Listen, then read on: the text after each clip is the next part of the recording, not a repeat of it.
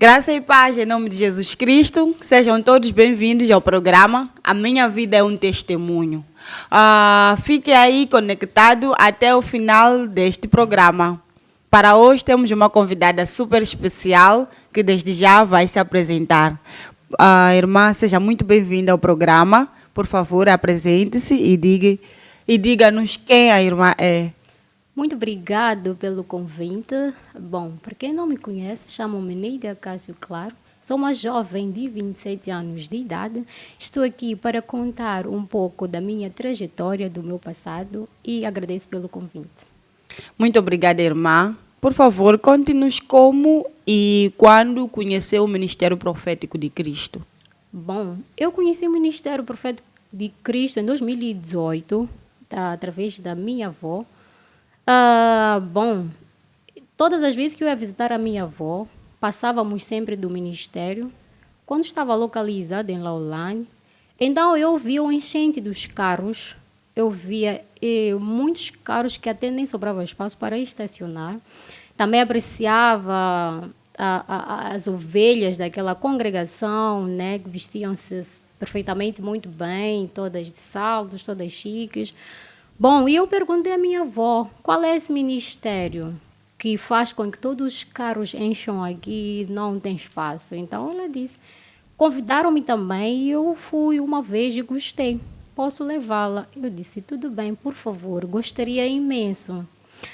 Todas as vezes que eu ia visitar minha avó, sempre ia à igreja dela e passávamos sempre do ministério e eu sempre cobrava isso. Eu disse, avó, por favor, leve-me, eu quero conhecer de perto aquela congregação. Se não me falho, acho que foi numa sexta-feira ou quarta-feira, era o culto das 18, estive lá, pude presenciar. Bom, o que me deixou um pouco assustada foi a maneira como as ovelhas manifestavam-se no momento da oração. Para mim era um pânico, era tudo diferente, era algo novo, uma novidade que deixou-me meio espantada. Bom, mas tirando essa particularidade, o que mais me impactou foi a palavra. Foi a palavra. Nossa, a palavra que fez-me com que eu ficasse mesmo de queixo caído. Eu disse, nossa, esse pastor tem uma palavra que nunca antes havia ouvido em todas as igrejas onde eu já estive. Então, foi através disso com que eu pertencesse ao corpo do Ministério Profético de Cristo, foi através da palavra em 2018. Muito obrigada, irmã.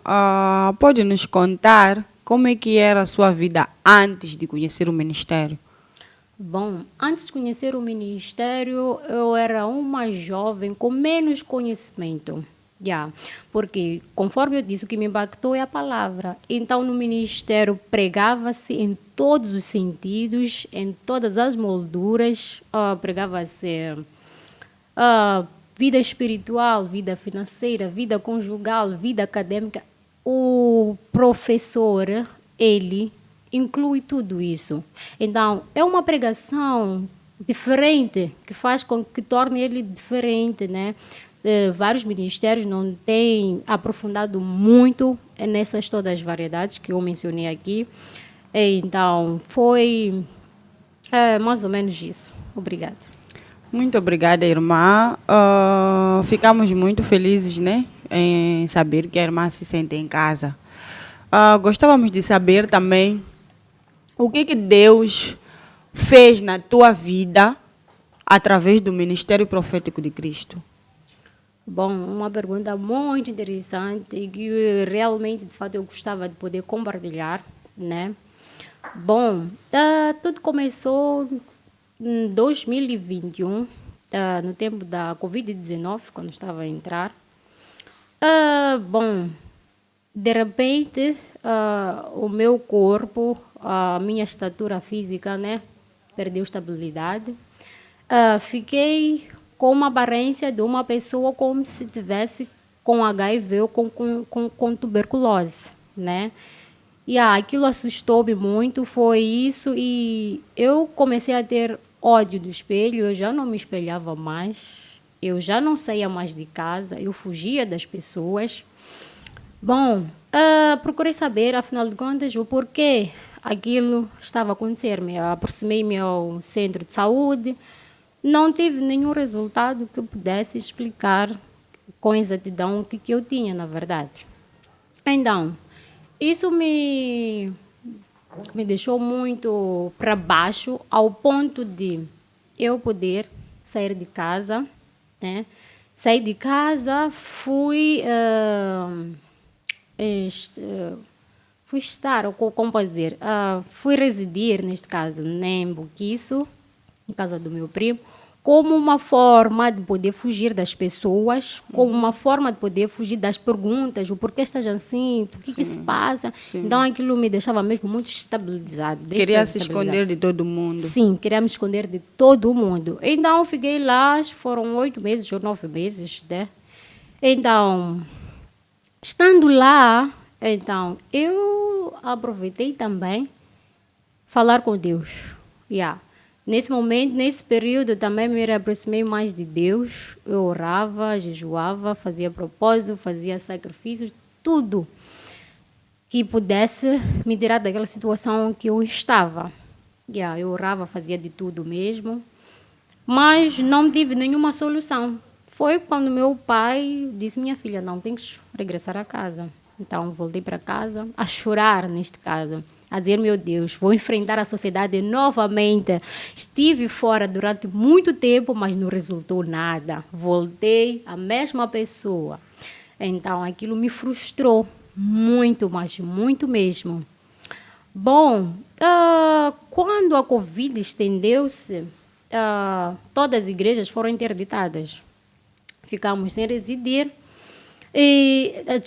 sem congregar. Sim, ficamos sem congregar. Então, bom, também isso foi uma forma de me aproximar mais de Deus, eu mesma, né? Não querer depender de alguém, de um pastor, ou da igreja. Então, foi aí que também aproximei-me mais também da palavra. Eu lia muito a Bíblia.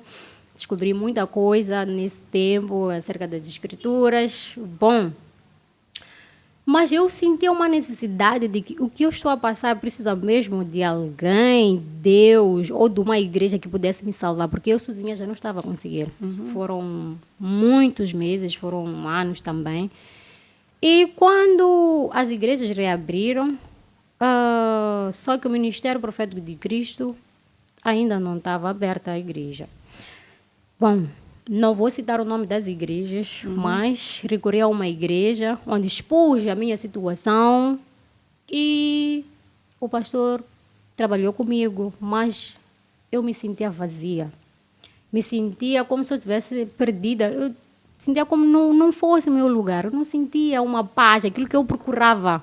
Não conseguia achar. Faltava um pedaço. Um pedaço, sim. Então, congreguei, foram 3 meses. Saí, fiquei um tempo à procura de uma outra igreja. Também fui a uma outra igreja, onde pedi com que os pastores me batizassem, como forma de lavar-me, purificar-me, porque eu até idealizava que o que eu estava a passar é por conta dos pecados, é por conta da minha vida, né? Torta que eu levava. Então eu achava, se eu batizasse, lavasse todos os meus pecados, talvez acharia uma solução. Alguma coisa ia mudar, sim. Então os pastores perguntaram: o batismo é algo sagrado, tens a certeza de que quer batizar? Eu sim, quero renascer de novo, quero me tornar uma nova pessoa. Disseram: tudo bem. Batizei, mas no mesmo instante, aquele batismo é como se fosse uma água que não foi consagrada. Se uma simples água, como alguém fosse tomar banho, sim. A irmã não sentiu diferença. Exatamente, não senti Continua nenhuma a mesma diferença. coisa. Continua a mesma coisa. Voltei para casa, nossa, e agora? O que eu vou fazer? Já tentei de tudo e nada. Foi quando já entrou a depressão. Conforme eu costumo dizer, eu resumo a depressão em uma única palavra. A depressão é estar morto ainda em vida. Sim. Eu me sentia morta, eu já não me sentia viva. Porque o meu interior já estava morto, porque é o esgotamento de tudo que eu fiz, porque eu fiz de tudo. Orei, jejuei, batizei, absti-me de uma ou certa coisa na tentativa de ter uma solução e nada. Então, foi aí que entrou a depressão. Lembro-me que fiquei no quarto trancada durante 4 dias, sem sair, sem ir para banho, sem comer, sem absolutamente nada. Até minha mãe perguntou, afinal, quando que se passa? Eu disse, não estou mais de bem, só estou fraca, com vertigem, não consigo levantar. Minha mãe pensou que fosse um mal-estar, como eu tinha, né? Neste caso, no passado, sempre eu era uma pessoa problemática, cheia de doenças, entre essas, sai aquela. Então, minha mãe dizia, essa doença de sempre, dela. Enquanto não era nada disso. Era a dor de tudo que fiz e não ter tido resultado. Então, foi aí quando já pensei em suicidar-me, né? Conforme tenho visto nas novelas, nos filmes, que quando alguém se corta o pulso, morre. Então, eu disse, não, porque eu já não dormia todas as madrugadas, eu só chorava. Eu disse, não, a única solução é morrer, porque eu fiz de tudo, na verdade, e esse Deus não me ouve, não me vê, não me responde, afinal de contas, ele não existe mais para mim. Eu até cheguei a blasfemar contra Deus, falei todas as palavras pejorativas para Deus, né? Eu disse que ele não existe para mim, ele seleciona as pessoas, porque a minha oração nunca chega a ele. Então, foi um desperdício ele ter me trazido a esse mundo, porque eu não valho nada, eu não sirvo para nada, não vejo qual é o meu benefício, qual é a razão de eu estar viva, estar aqui nessa terra. Eu não via nada disso.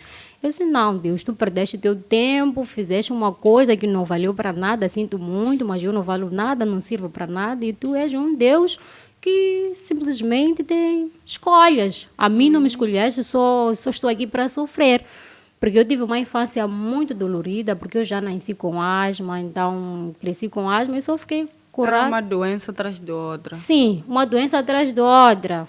Então, foi exatamente isso. Então, Deus, eu disse, não, isso aqui já não é mais para mim. Foi quando já as minhas orações mudaram. Além de dizer, Deus me ajuda, Deus me perdoa, Deus tenha misericórdia de mim, eu dizia, não, agora o meu Deus é diabo. Então, eu convidei o diabo, Satanás, eu orava assim, diabo, Satanás, agora tu és o meu pai, tu és o meu Deus, eu te convido, entra na minha vida, faça tudo o que tu quiseres, porque o teu maior objetivo é almas, é ganhar almas para o inferno. Então, eis aqui uma alma que tu a disponibilizar-me, esteja à vontade, faça de mim o que tu quiseres. Tu és meu Deus, eu te aceito, tudo tal. Eu fiz um pacto, né? Fiz um pacto. Com ele. Com que ele fizesse tudo o que quisesse de mim. Mas o meu maior objetivo nessas orações com ele era com que ele tirasse a minha vida, né? Porque conforme eu disse, cortei-me o pulso e eu até escrevi um bilhete, uma carta a despedir-me, a dizer, não preocupem-se, eu que suicidei, me coloquei embaixo da almofada, mas quando nasceu o sol, eu ainda estou em vida, eu disse, meu Deus. Afinal, as novelas já não nos mentir. Não andam nos mentir, as novelas e os filmes. Então, foi quando tentei uma outra maneira de suicidar-me. Pensei em ir à praia. Cheguei à praia, acho que eram 5 para as 6, né? Então, eu disse, não, é hoje o dia da minha morte, tudo bem. Deixei a minha bolsa lá, meus chinelos lá, dei os primeiros passos, afinal, nas minhas costas, sinto, neste caso, uma mão a dizer, ei, o que estás a fazer? Não faça isso, porque isso é crime, tu podes ir presa. Eu disse, não sabia. Eu disse, não suicida-se. Tu és muito jovem, ainda tens muita vida pela frente, não faça isso. Tem pessoas que estão a passar por piores problemas que tu nem imaginas, mas não pense em suicidar-se, não se tira a vida. Tu ainda tens muito que dar pela frente. Tudo bem. Aquelas palavras me comoveram, né?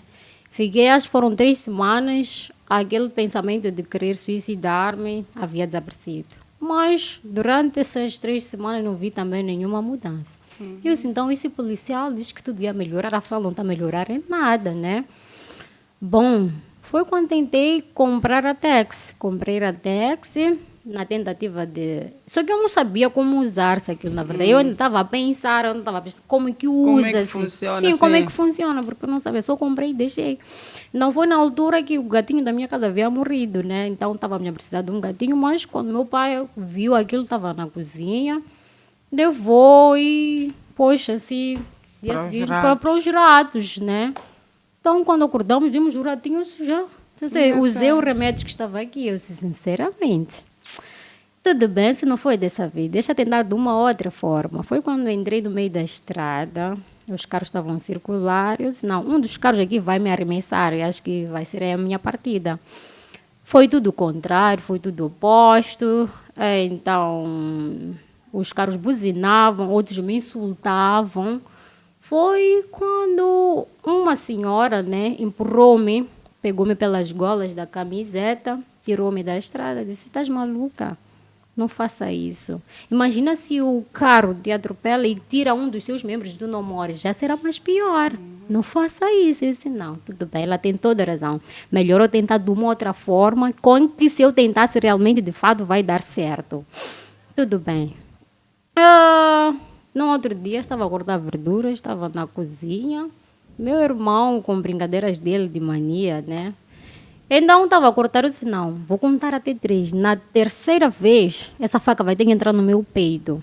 Foi quando já estava na terceira vez a contar, chega o meu irmão, esbara a faca para lá de... Eu disse, meu Deus, esse jovem de novo começou com manias dele. Então, aquilo tudo, Deus estava me mostrando que não, minha filha, não faça isso. Então, hoje eu sou muito grata por não ter conseguido, porque tem muitos jovens que tentaram e, de fato, conseguiram e mataram-se. Então, isso me faz ver também que Deus tem um propósito na minha vida. Só talvez eu ainda não saiba qual é, mas alguma coisa Deus ainda tem para mim. Então, foi daí. Então, essa foi uma fase muito difícil da minha vida, porque eu não me sentia pessoa, não me sentia gente, eu não conseguia me suicidar, tudo e tal. Então, eu fiquei muito frustrada. Tudo bem. Esse negócio de tentar suicidar-me, até que acalmou-se um bocado, eu disse, tudo bem. Seja o que Deus quiser. Deixa estar assim mesmo. Então, foi quando a IGCOM abriu, as portas abriram-se novamente e para participar do culto tinha que marcar, ser uma marcação. Então, como eu já estava ansiosa, eu já queria desde há muito a minha alma. Sentia sede, socorro da IGCOM, não era outra igreja, porque eu fui nas outras e não... Então, disse, não, é a IGCOM que é a minha casa, é lá. Então, quando reabriu, no primeiro culto, senti-me totalmente diferente, saí de lá com uma paz inexplicável, na verdade.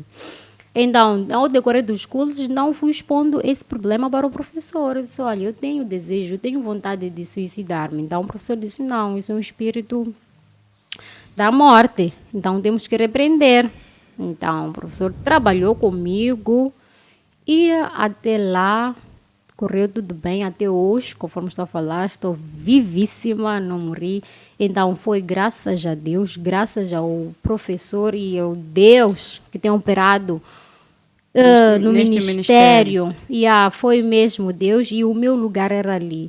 Conforme as pregações do professor têm dito, nem toda igreja é para si. Exatamente. Então eu fui percebendo isso. As outras igrejas não eram para mim. Sim. O meu lugar era aqui, onde fui selecionada para estar. Sim. Era aqui onde a minha solução, o que eu buscava e achar. Então foi exatamente isso. Muito obrigada.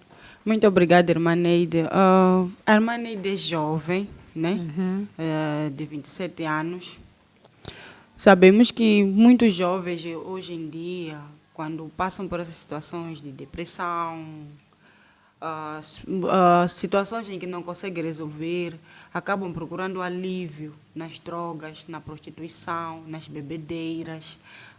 Durante esse percurso, durante esse tempo, esse estado de vida latente que parecia que é uma semente que nunca vai brotar, nunca lhe passou pela cabeça procurar esses meios para encontrar a tal dita paz, e se procurou, chegou a achar a tal paz? Bom, uma pergunta muito interessante. Bom, claro, busquei, né? Eu tentei buscar, porque conforme eu disse, fiz várias tentativas. Orei, não resultou, jejuei, não resultou, li a Bíblia, absti-me, batizei, não resultou, fui ali. Eu disse, não. A partir de hoje, conforme eu havia dito, eu havia entregado a minha vida a Satanás, né? Eu disse, não. Como a minha vida, a partir de hoje, pertence ao diabo Satanás, então tem que fazer tudo o que é do mundo mal, maligno, neste caso. Então, eu tentei sim prostituir-me, mas na primeira tentativa tudo correu uma confusão, aquilo. Só não vou aqui estar a contar com detalhes, sim. porque é muito vergonhoso, né? Exatamente. Sim. Mas tentei sim prostituir-me, só que não deu certo. Eu disse, tudo bem. Então, deixa tentar numa outra área, nas bebidas. Deixa lá eu tentar engrenar nessa. Também tentei e foi um escândalo aquilo que foi uma vergonha, na verdade. Então, eu disse, não, isso não é para mim, né? Então, tentei sim, mas não tive o que eu procurava, neste caso, sim. Muito bem. Como é que é a tua vida hoje? Hoje. Transformada, renovada. Como posso dizer? Morri e voltei a viver. Assim que é, porque eu me considerava morta. Eu era morta, na verdade, mas hoje estou viva, me sinto viva, vivíssima, estou muito feliz e estou muito gratificante, né? E não sei como eu poderia usar um termo para dizer gratidão ao Senhor Jesus, ao Deus do profeta Daniel, ao professor também que me acolheu, que teve muita paciência comigo e estou muito feliz com isso. Hoje a minha vida está transformada, não tenho mais vontade de suicídio, esses pensamentos estão muito longe de mim. Estou muito feliz com isso e muito obrigada. Muito bem, muito obrigada, irmã Neide. Gostávamos também de pedir, né? Ou de saber da irmã. Antes da caminhada com Cristo, existe uma mentalidade que nós temos, um caráter, uma atitude, uma maneira de ver e pensar. E também, depois de caminhar com Cristo, essa mentalidade muda, essa maneira de ver as coisas mudam, esse caráter também muda. Então, gostávamos de saber da irmã, antes da caminhada com Cristo, como é que era o teu caráter, a tua mentalidade? E agora, nessa caminhada com Cristo, como é que está a ser? Bom, quanto a essa parte, poderia dizer que eu não tive um desvio muito grande, porque eu nasci e cresci dentro da igreja. Desde a minha nascença, nós sempre íamos à igreja, tudo era igreja. Se é escola, igreja, escola. Então, não tive uma infância ou um comportamento que pudesse mesmo estar mesmo para baixo ou torto, sim. Então, mas eu digo que antes de estar com Cristo, posso dizer que eu era uma jovem com falta de conhecimento, né? Porque a palavra que muda, a palavra modifica, a palavra edifica, a palavra transforma, renova tudo. Então, falta da palavra também é uma vida, como posso dizer, meio torta, né? Porque a gente não percebe as coisas. Então antes de estar exatamente com Cristo, eu era uma jovem que achava tudo normal, que não poderia se esforçar, que não poderia trabalhar, tudo queria na bandeja, né? Sim, mas quando conheci a palavra, principalmente a palavra do professor, né, que tem sempre costumado dar, conforme ele disse, ele tem engrenado em todos os sentidos. Eu acredito que eu conheci a palavra nesse ministério. Então, hoje eu sei o que deve ser, o que deve se fazer, como é que deve andar, como deve caminhar, como posicionar-se, como fazer. Então, eu acho que consegui ganhar o conhecimento da palavra. Sim.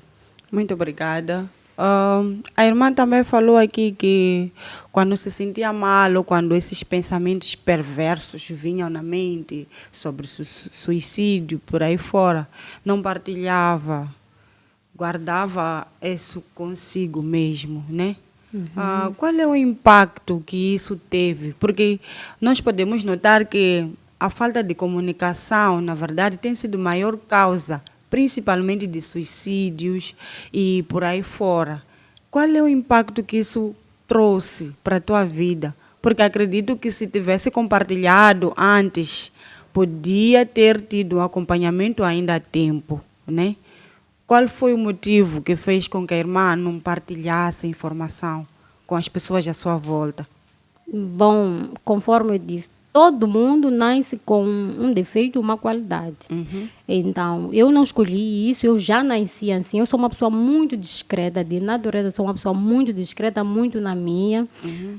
Meus pais sabem disso. Uma outra coisa eu nem falo, outra coisa eles descobrem, uma surpresa. Então, eu não, por mais que eu queira, mas não está, não consigo, né? Sim, porque eu sou muito na minha, eu faço tudo discretamente, tudo, as minhas coisas.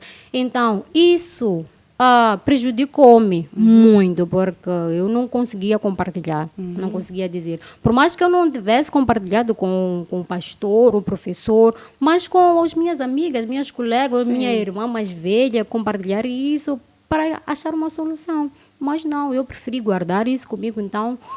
Eu acredito que a falta de comunicação contribuiu com que eu chegasse até todo esse extremo aqui. Então, é muito bom. Eu gostaria também de dizer a toda pessoa, né, que se encontra na mesma situação, por vezes por falta...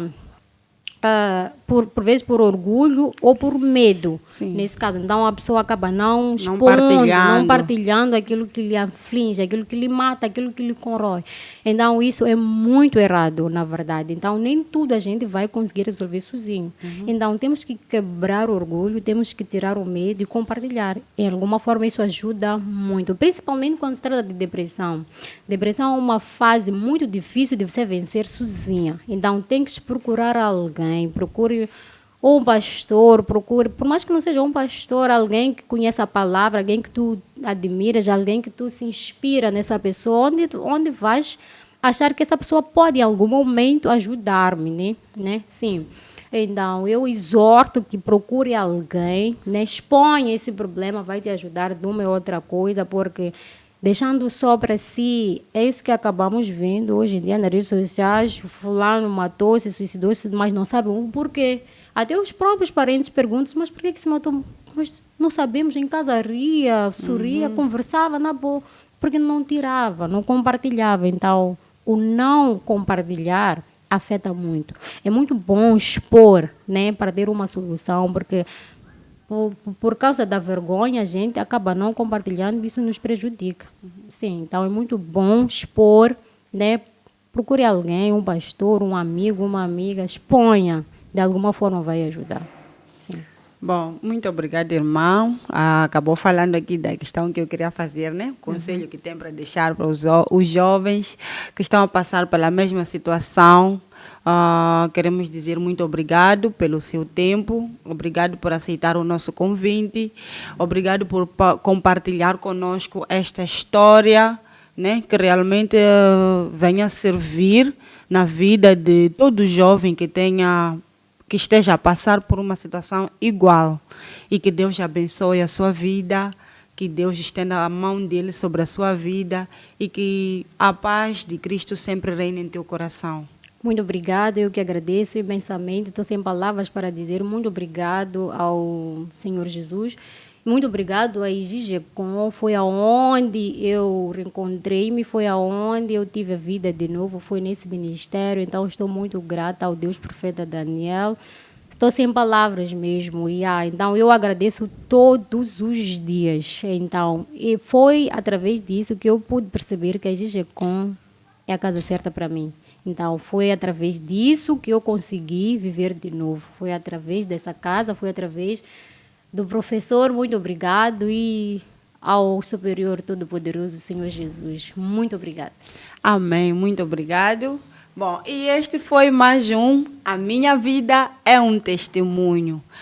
Muito obrigado para você que esteve aí conectado conosco até agora, que é o fim do nosso programa. Até a próxima. Esta é a IGGCOM, a Casa da Palavra e da Libertação. Paz.